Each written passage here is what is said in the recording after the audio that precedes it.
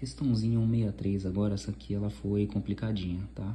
O bicho pegou nessa questão e é a questão do navegante, tá? Eu tentei fazer o desenho aqui para tentar acompanhar melhor os deslocamentos que ele faz. E o Enem te fala que ele precisa sair do ponto P e chegar até o ponto R fazendo 2 deslocamentos lineares, tá? O Enem te fala que esse cara ele tem uma bússola e um relógio. E aí, as informações que ele te dá. Ele te fala que o navegante saiu do ponto P até o ponto Q na direção 110 e demorou 4 horas, tá? Então, de P até Q, ele demorou 4 horas, beleza? E aí, ele te fala que do Q até o R, ele andou na direção 90 e demorou 2 horas. Fechou? Só que aí, o cara acaba fazendo a rota errada, tá? E ao invés dele fazer essa aqui, ele, ao invés de ir de P até Q, ele saiu do P na direção 340 e foi pro S, tá? E também demorou 4 horas, tá? E aí, para finalizar, ele foi do S até o T na direção 90 e demorou 2 horas, do S até o T. Aí, quando ele percebeu que ele estava no ponto T e não no ponto R, ele decidiu que ele vai direto do ponto T até o R, tá? Numa viagem só, numa linha retilínea só, beleza? O exercício, ele te fala que a velocidade desse navegante em todos esses trajetos, de P até Q, de Q até R, de P até S, de S até T, em todos esses trajetos, a velocidade dele foi exatamente a mesma, tá? A velocidade dele foi constante. E aí o Enem te pergunta, qual que é a direção que ele vai ter que viajar do T até o R, lá segundo a bússola, tá? Perceba que eu desenhei aqui a bússola só do norte, sul, leste, oeste, eu não consegui desenhar igual tá na prova, tá? E aí a pergunta dele é, qual direção que ele vai ter que viajar do T até o R e quanto tempo isso vai levar? Simples, né? Primeiro, vamos lá então. Por que que ele te fala que a velocidade dele sempre foi constante e o tempo de viagem de P até S, de P até S e de P até Q foi exatamente a mesma? Isso é só para te falar que esse triângulo aqui é isósceles, beleza? Se a velocidade e o tempo são as mesmas, então os lados aqui eles são iguais, correto ou não? Quando você traça essa semi-reta SQ, perceba que a gente fecha um triângulo. A gente fecha o triângulo PQS. Eu tentei deixar ela tracejada aqui, só que ficou um pouco torto, tá? Eu tô fazendo aqui na mão. Mas perceba que a gente consegue fechar o triângulo PQS, beleza? E aí se liga, a rota que ele quer é de T até R. Quando a gente também faz, a gente traceja aqui, de T até R, perceba que a gente forma um paralelogramo, tá? O paralelogramo STQ, STRQ, beleza? E aí, se liga, a gente tem 2 lados do triângulo PQS e ambos valem 4, né? É a distância que ele fala antes, só que em horas, né? Que o cara levou para chegar nos pontos. Só que a gente não tem esse ângulo aqui, né? A gente não tem esse ângulo. E aí, o que que você tem que fazer? Você tem que meio que posicionar a bússola no ponto P e perceber aproximadamente ali para onde que ela vai apontar, tá? Perceba que o ponteiro está no ponto N. Você tem que posicionar ela em cima do ponto P e depois também no ponto T para perceber aproximadamente, tá? Para onde que ele vai, segundo a bússola que está lá na prova. E aí, perceba que do P até o S tá mais ou menos ali no 340, não tá? Só que, velho, o ponteiro tá no norte, o 340 tá mais ou menos aqui. E aí, você concorda que do norte até o 340 andou 20 graus? Por quê? Porque a bússola está marcada de 20 em 20. Olha lá na prova. Ela está marcada de 20 em 20 graus. Então, do zero, voltando para o 340, ele fazendo essa voltinha aqui, são 20 graus para aqui para a esquerda. Beleza? E aí, do ponto P até o ponto Q, o ponteiro vai mais ou menos ali do norte até ali no meio ali do 100 ou do 120, né? Aproximadamente ali 110, tá? Então, a gente tem o ângulo do P até o S 20 graus e do P até o Q 110, tá? Então, a gente soma os dois, a gente vai chegar aqui, esse ângulo aqui é um ângulo de 130 graus, tá? Top. E aí, a gente tem dois lados do triângulo e a gente tem um ângulo.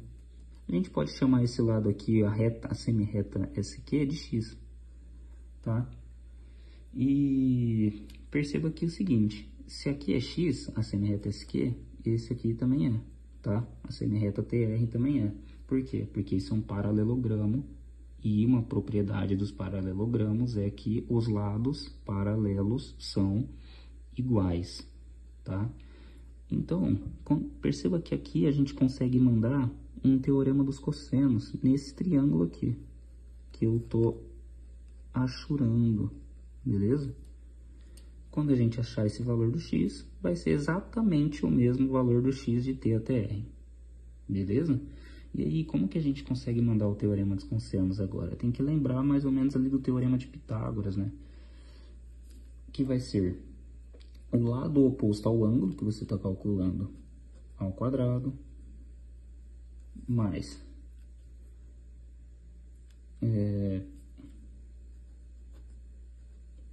esse 4h ao quadrado, mais o 4h ao quadrado. Mais ou menos parecido com o teorema de Pitágoras, né? Só que aí tem aquela continuação, né? Menos 2 vezes o 4h de novo, o 4h de novo, vezes o cosseno do ângulo. Top? Tem que lembrar dessa formulinha, tá? O teorema dos cossenos é extremamente importante, beleza? Lembra que o Pitágoras, ele é um caso específico do teorema dos cossenos, beleza? E aí agora a gente tem que continuar fazendo essa continha. Só que, quanto que é o cosseno de 130, né? Aí a gente tem que lembrar mais ou menos lá das aulinhas de redução ao primeiro quadrante. Eu vou tentar aqui desenhar mais ou menos o ciclo trigonométrico aqui, ó. Vou ver se eu consigo fazer bem pequeno assim.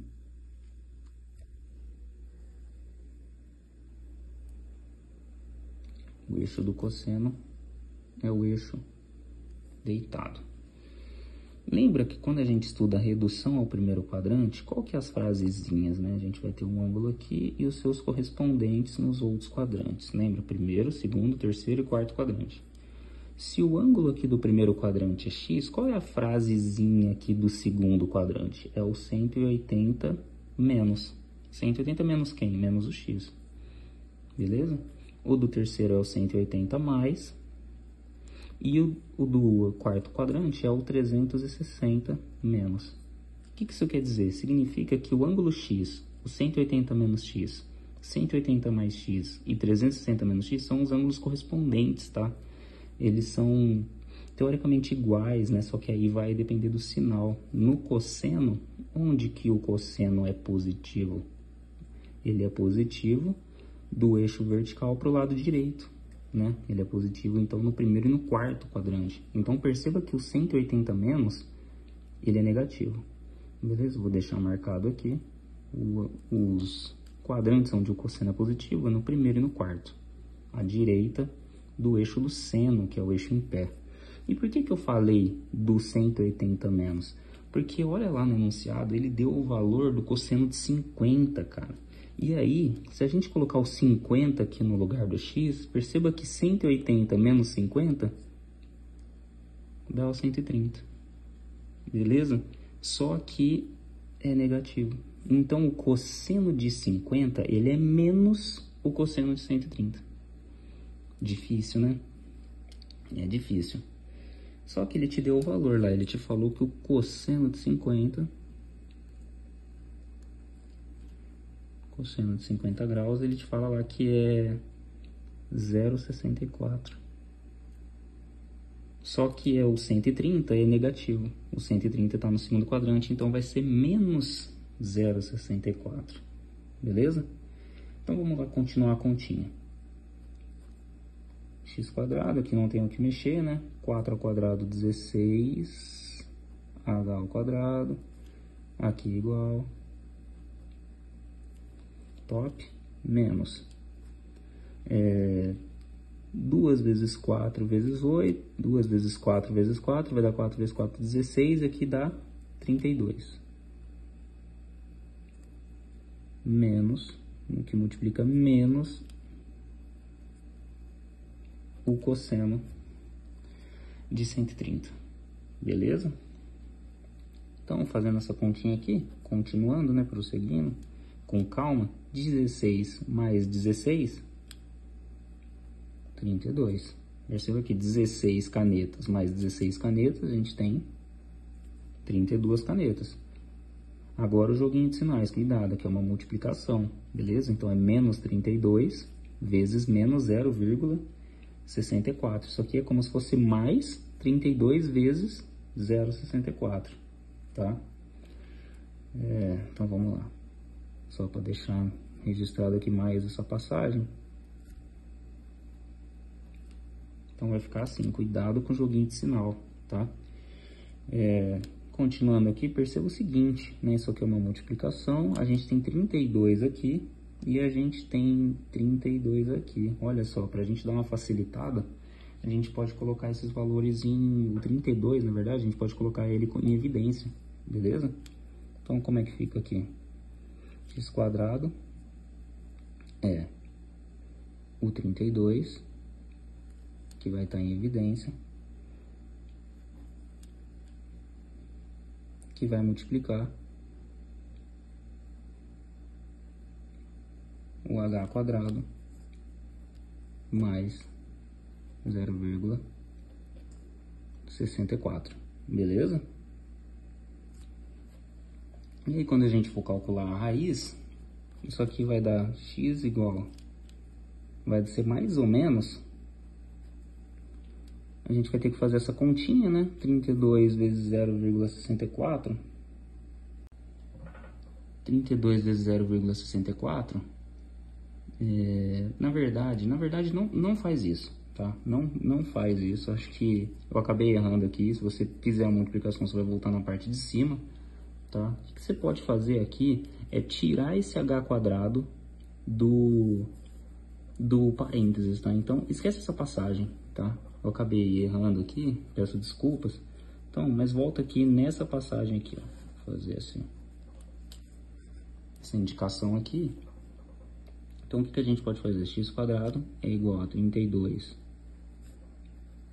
h quadrado, que multiplica 1 mais 0,64, tá? Também dá na mesma, se você continuar, se você for fazer a distributiva aqui, vai dar na mesma. E aí sim, a gente tira a raiz, que vai ficar um pouco mais fácil de achar, tá? 32, a gente vai fazer 32h quadrado vezes 1,64, tá? Do outro jeito ia ficar bem mais complicado, eu acabei me confundindo ali na hora de fazer a continha, tá vendo? Tá vendo como é fácil errar essas coisas? Imagina na hora da prova, lá, né, naquela tensão. Então, a gente vai fazer a raiz aqui. Quando você fizer 32 vezes 1,64, isso aqui vai dar mais ou menos ali 52,4 h quadrado. Beleza? E aí, quanto que dá a raiz quadrada de 52,4? Não sei. Não sei quanto dá, tá? Mas eu sei que a raiz quadrada de 49 é 7. Beleza? Então, a raiz de 52 ela é um pouquinho maior, não é não? A raiz de 52 ela deve ser ali 7,3, 7,2, não sei quanto dá. E aí olha para as alternativas. Duas delas só aparece o número 7 ali, tá? Então isso aqui vai ser 7, alguma coisa. Então eu não sei quanto é, tá? Só que olha para as alternativas A e B, são as únicas que aparecem o 7. Então a gente já pode excluir a alternativa C, a alternativa D e a alternativa E. E aí como que a gente vai saber se a correta é a A ou é a B? Lembra que eu falei lá no comecinho que você tem que posicionar a bússola no ponto? Então é o que a gente tem que mais ou menos fazer aqui. Você tem que pegar o centro da bússola aqui e colocar, você posicionar, tipo, meio que mentalmente, lá na hora da prova, né?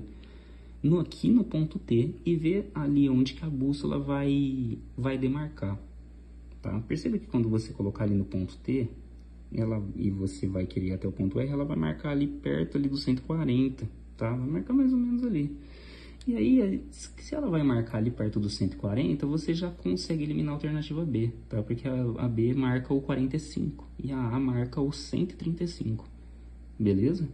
Então, quando você posicionar que você vai chegar no 135, como você tem essa conclusão, só vai te sobrar a alternativa A, tá? Porque deu 7, alguma coisa e ali vai dar próximo ali do 140, beleza? Perceba que a questãozinha é bem difícil, tá? Eu acabei errando aqui na passagem, só que a questão que envolve bastante aí da gente, exige muito mesmo, assim, conceitos de geometria plana, né? Do paralelogramo, uma teorema dos cossenos ali, até uma redução ao primeiro quadrante, né? No ciclo trigonométrico, uma questão muito exigente, bem difícil, tá? Talvez aí entre as 3 mais difíceis da prova, tá? Então, essa aqui era a questão que você tinha que ter aquela frieza, né, de talvez pular, que viu que ela ia dar muito trabalho, e na hora da prova ele pular mesmo, que senão ela ia te exigir muito, cara. Ela ia te exigir demais e você ia perder um tempo valioso nela, tá?